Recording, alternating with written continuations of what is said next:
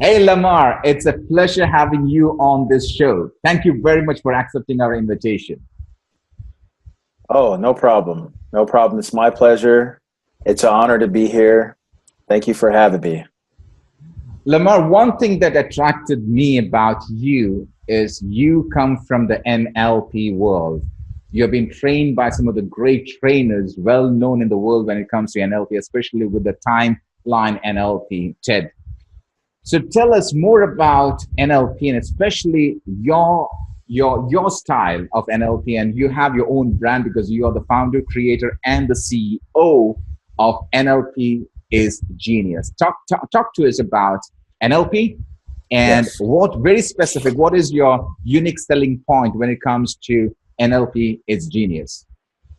Yes. Well, my definition of NLP is the study of greatness. Mm-hmm, You know, mm-hmm, it's a combination mm-hmm. of variable things, Okay. and instead of scrutinizing other human beings for what they're not good at, Okay. NLP has a style of praising other human beings for what they are good at. Mm-hmm, I have to say that society portrays um, people that they're not good enough, mm-hmm. So the NLP is genius, saying in my mindset is uplift every other human being on the planet to Mm-hmm. where we can work together as a one and Mm-hmm. become stronger. Mm-hmm. And in my teaching and with my business, Mm-hmm. um, I love every human being, Mm-hmm. and everyone has greatness inside of them. Mm-hmm. And you are very unique. There's only one person on this planet Mm-hmm. that has the same fingerprint as yourself. Yep. So God has given you a talent, Mm-hmm. that you can impact so many people. Yeah. And I just really would I really want to praise other people and uplift the people Mm-hmm. and change this world and make it a better place. Yes. Wow. So you're talking about ecology, and that's exactly what they use in NLP and even in coaching. Ecology, that is, you look forward to the other person. You look for the gold Yes. in other person. You don't look for the dirt. If you look for the dirt, you only find dirt. Exactly. But if you look for Right. gold, you'll find gold in the dirt. That's exactly what you Exactly. do. Tell me more about it. Tell me more about the uniqueness about your style. Yes. Well, the uniqueness about my style is I come from a athletic background. Mm-hmm. I used to be a professional baseball player. At Mm-hmm. one time, I played 4 years in the minor leagues. I Okay. played for two different professional baseball teams. I played for the Minnesota Twins and Mm-hmm. the New York Mets. Wow. Yes, and unfortunately, injuries kept me from making it to the major leagues, Mm-hmm. and also mindset. Back then, I didn't really have the mindset that I have now. Okay. And it's all about repetition. The Yeah. more you do something, the better you'll get. But Exactly. back then, I didn't have really any mentors growing up, so Mm-hmm. I kind of had to learn everything on my own. Yeah. Make a long story short, I got to meet and be around a lot of um, big time influencers like Hall of Fame baseball players. Mm-hmm. Throw a few names out. Mm-hmm. Tony Gwynn, he was one Mm-hmm. of my coaches. Okay. Rest in peace to him. Yeah. Paul Molitor, Rod Carew, Mm-hmm. other ex Major League Baseball players, Hall of Famers. But Mm-hmm. when I went home, Okay. I didn't really have that. Um, I didn't really have that mentorship, you Mm-hmm. know, the self development mentorship, and Mm-hmm. I kind of had to learn the hard way. And I went through a lot of hardships after I got done playing professional. Mm-hmm. I got into I was an alcoholic. Mm-hmm. I went from making six figures every year Mm-hmm. playing baseball Mm-hmm. to becoming homeless. I was homeless actually for like 2 months, Mm-hmm. Mm-hmm. and I actually got my life back together and back on track. Mm-hmm. Um, and God really helped me with that and get through those tough times. And now I'm in such in a better place in my life, and I'm just ready to give back to the world and share my story, and hopefully inspire and motivate other people, to really be able to believe in themselves, Yep. because self-awareness is very huge nowadays. You know, having self-awareness in this day and age is like carrying a weapon, you know, because I really do feel like different streams of marketing, which is television, the news, other things are put on this planet to kind of help us, to kind of keep us from focusing on the main goal and being able to become spiritually in tune with ourselves. I feel like the news embeds mislimiting beliefs and negative emotions through the word of language. And I'm just here to help people become self-aware of that and really help them really, you know, get in tune with their inner self and their spiritual self. So, wow. Yeah. You were into baseball, and whenever we talk about baseball, the picture that comes in my mind is strong guys, okay, very tough guys, but you are very soft and you're so humble. Yes. I wasn't always like that though. I had to train myself, and kind of just through time and just maturity, you know, and just what I've learned in my 31 years of life is that it's not about me. It's not about you. It's something bigger than us. Yeah. And that's being able to reach other people, inspire and motivate other people, and just being able to bring value to other people. Absolutely. And I'm here for the journey, and I love the journey. You know, when something negative happens in my life, always look at it like that's supposed to happen, because God is steering me in the direction that He wants to steer me in. Yeah. So through every negative thing that happens to me, I really look at it in a positive light, and I just really try to implement and give my energy and my vibrations out to everyone on the planet that I come across. So, now, since you are into NLP and you spoke about a couple of your coaches, one of your coaches not there right now in this world, how important is coaching? And you also spoke about adding value, and to add value, you have to become more valuable. If you're not valuable, then you can't add value. And you also spoke about reputation. Reputation is the mother of all skills. That's what Tony Robbins says. Now, what I want to get from you is, why should people have coaches? What is the importance of coaches today? It's a coach. The coaching culture actually started from sports, and today it's there around every industry. You name it, you have a coach. You are a coach. I'm a coach. So the question is, why is coaching important in an organization level? Yes, I to answer your question, the reason why I think coaching is very important is self-development, developing yourself. And that's what coaches are there for. Coaches have been through where you're at or where you're trying to go. Those coaches just help you get to that level a lot faster than you can get yourself to. So that's why it's very critical and very important to invest in coaches and invest in yourself for number one. Yes. Wow, very good. Now, you have some coaching programs with you. So how long does it take to coach a person? Is it endless, or you have certain time period or time span for it? Oh, yes. Usually when it comes with my coaching, I usually go anywhere from 6 weeks to 8 weeks in my coaching package. Okay. Yes. And what is that coaching all about? Is there something to do? Now, when you talk about coaching, you've got life coaching, you've got transformational coaching, you've got leadership coaching, you've got a lot of different coaching, executive coaching, and all those things. What is your unique selling point? Is it life coaching? Where do you stand? Well, I consider myself, like, both me and you are coaches, but I consider myself as a peak performance coach. Okay. Yes. That's my title. I'm a peak performance coach. This is a title which is used by many people. They say that they are peak performance coach. You know, do you take somebody who is completely zero, ground zero, and then you bring them to 100% or where do you take them?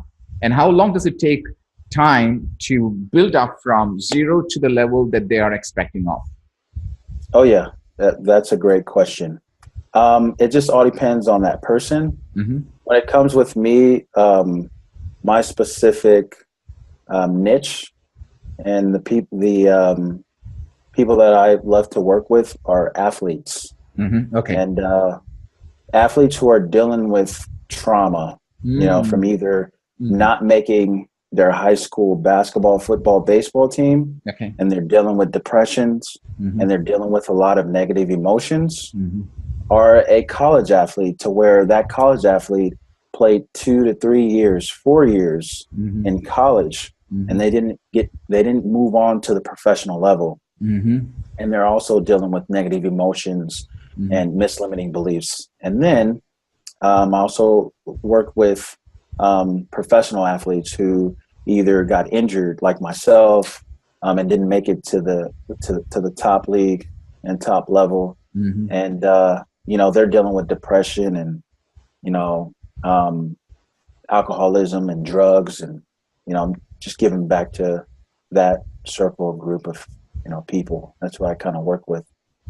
Yes. Wow, that's great. Now, exactly what you said, Lamar, is when you select a coaching platform, you don't try to coach everybody. If you try to coach everybody, you can't coach anybody. That's what they say.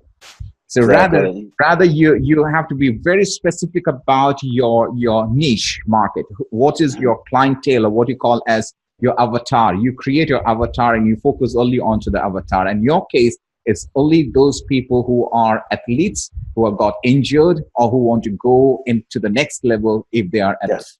Yes. Now, this is something that an advice to all those coaches who are listening to us: do not try to put yourself everywhere. Don't call yourself to be a life coach, a transformation coach, then a peak performance coach, and then comes executive coach. You will never get anywhere. Be very specific about where you want to be and target that audience. People would definitely come to you. What is your thoughts about that?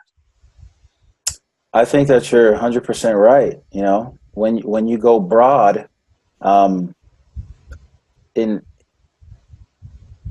have to say, when you go broad, it could be a good thing and it could be a bad thing, because just like you said, you cannot coach everyone. So therefore you have to slim it down, and you have to pick a specific niche to target your target audience, and help those people that you really want to work with. Absolutely. Yes. Absolutely. What are the 5 changes that you can bring through your coaching to your client? I know this is a very generic question, but what would be the generic answer? 5 changes that you can bring into your client. Oh yeah, I actually have it written down. So is it possible if I can read it off? Wow. Yeah. I never expected that. Okay. Yeah, I'm sorry about that. Yeah. Okay. So, all right. So let me see. All right. So it's have a mindset that it's for success. When you talk about mindset, there are 2 types of mindset. One is called the fixed mindset. Another one is called the growth mindset. So as a coach, what do you do for the mindset? Let's say that I have gone through a tough time and I'm completely shut. I believe that I can't be successful. I believe that my family is not there to help. I believe that the country, the nation, my friends, my school, my education, it does not help me. I'm completely shut. Now, now I come to you for seeking help. I need your coaching. Yes. How can you change me? Well, first we have to get rid of your negative emotions and your mislimiting beliefs. Okay. That's number 1. And I can help you through timeline therapy. Wow. That comes from TED, I believe. Yes, that actually comes from TED. Yes. Yeah. And then what do you do? Then what do you do after you take off my limiting beliefs? Then what happens?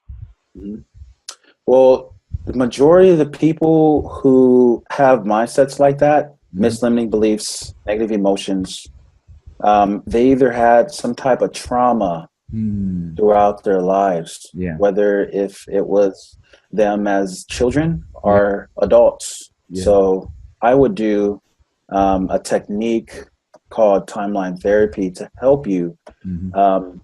kind of understand where your past is Mm-hmm. and where your future is. Mm-hmm. So that's the model that I would help that individual with.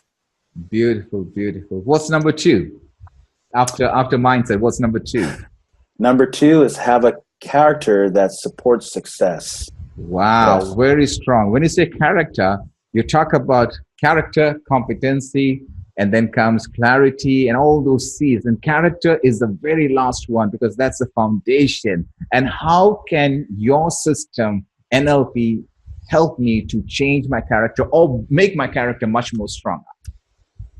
Oh yeah, that's also a good question. I don't know. I think us growing up as kids, from the age that we're born until we're Mhm. 7, Yeah. our brains are programmed, whether it's good habits or whether there's bad habits. Yeah. So therefore, I would go deep and I would speak to your unconscious mind, Mm-hmm. and I would ask your unconscious mind permission. Mm-hmm. And that's kind of how I would kind of fix um, your deep unconscious mind into just reprogramming it. Yes. Wow, wow. Now there are people. Now I know that you're into hypnosis and hypnotherapy as well because you're qualified in that too. Now, is Yes. it Yes, sir. necessary? Is it necessary that I, for example, if I'm not into hypnosis and hypnotherapy, still I can talk to your subconscious mind?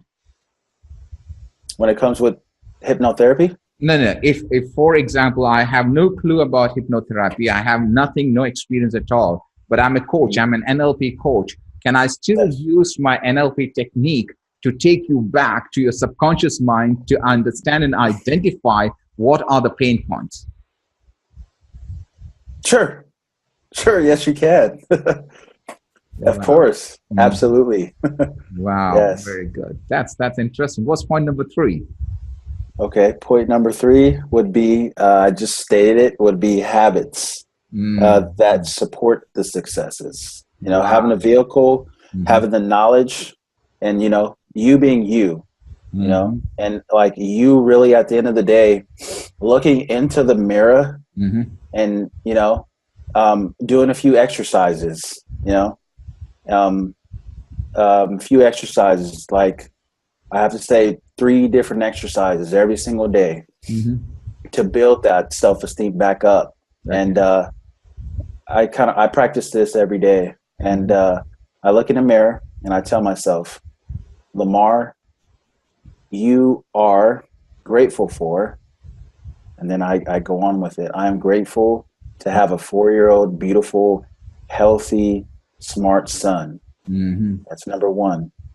I am grateful, Lamar. I am grateful for being here on this planet. Hmm. So you have to really um, have a mindset of gratitude and really, um,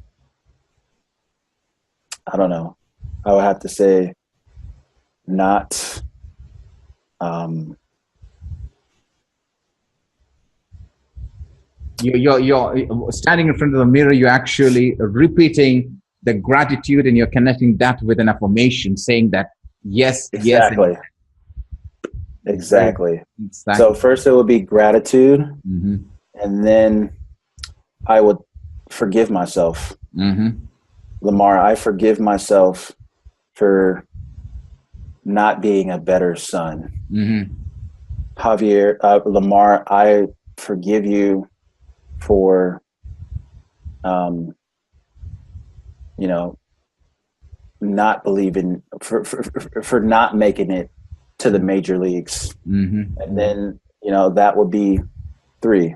And then I would go on to um, having empathy and compassion Mm-hmm. for um, a relationship in the past that either is broken Mm-hmm. or that is a little sour, Mm-hmm. that you have beef with, like Mm-hmm. whether it's your your brother, your sister, your cousin, your aunt, your uncle, your mom, your father. Mm-hmm. So I would say, Lamar, I forgive you Mm-hmm. for not loving your father, Mm-hmm. or I forgive my father, Mm-hmm. John Doe, Mm-hmm. for doing this to me. You know, Mm-hmm. so you're actually showing empathy and compassion into your life, and gratitude, and you're practicing these things every single day, and Mm-hmm. it's building self-awareness and confidence Mm-hmm. within. So Wow. So it's a feeling. It's not just verbal. You actually have to feel as if it is coming from you. yes. Oh yeah. Because Yes. NLP is all about feelings and actions. Yes. There you go. Absolutely. Ladies and gentlemen, Lamar.